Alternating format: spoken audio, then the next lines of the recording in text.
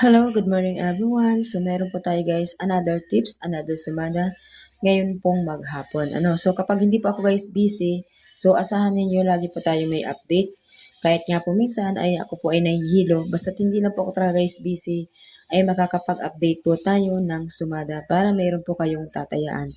So sa iba guys, sa mga naghihintay ng sumada, yung albay po, hindi ko alam kung bakit wala ang albay. Kasi doon po sa kopya is wala naman po talagang albay akong nakita guys. Kaya pasensya na kayo kasi wala talaga akong nakita na albay. Hindi ko alam kung bakit wala ang albay. Hindi ko alam kung bakit wala ang albay. Bakit kaya nangyari sa albay? Bakit kaya wala?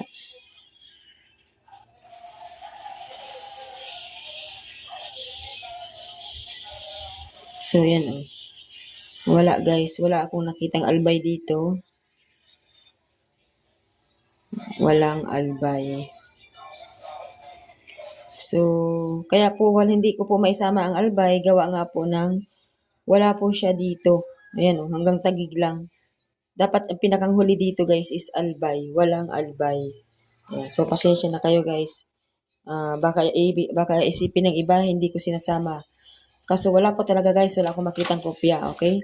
So, next natin dito ay Zambales, Kalinga, Caloocan, Bataan, Angeles, Santiago City, Marinduque, Pasay City, Cagayan, Mount Province, Manila, Olongapo, Ilocos Norte, Naga City, Camarines Norte, Palawan, Pangasinan, Rizal, Quezon City, Catanduanes, Las Piñas, Parañaque, Muntinlupa at Taguig. So yung iba guys, masyado pong nagmamadali. Kapag meron po tayong post, mag-aano agad, magre-react agad na wala daw po yung lugar nila. So, tapusin muna guys para sure na talagang wala. So meron po tayo guys steel ng Marikina, tsaka ng Bulacan, okay? So meron din po tayong steel ng Pangasinan at steel po ng Negros Occidental. Ayan. So meron po yan, huwag kayong mag-alala.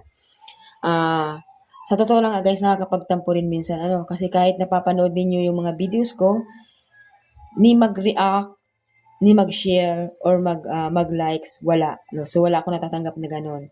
So, bihirang-bihira po ako guys makatanggap ng likes, heart, mga react dyan guys, o comment dyan, bihirang-bihira po yun.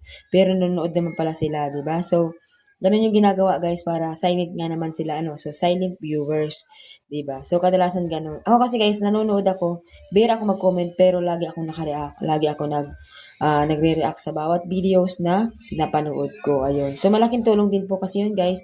Kasi once na nag-react kayo, so ibig sabihin, gusto ninyo yung napapanood ninyo at hindi kayo doon sa nagustuhan. Kung halimbawa nagustuhan ninyo, so kailangan nyo guys mag-react, 'di ba?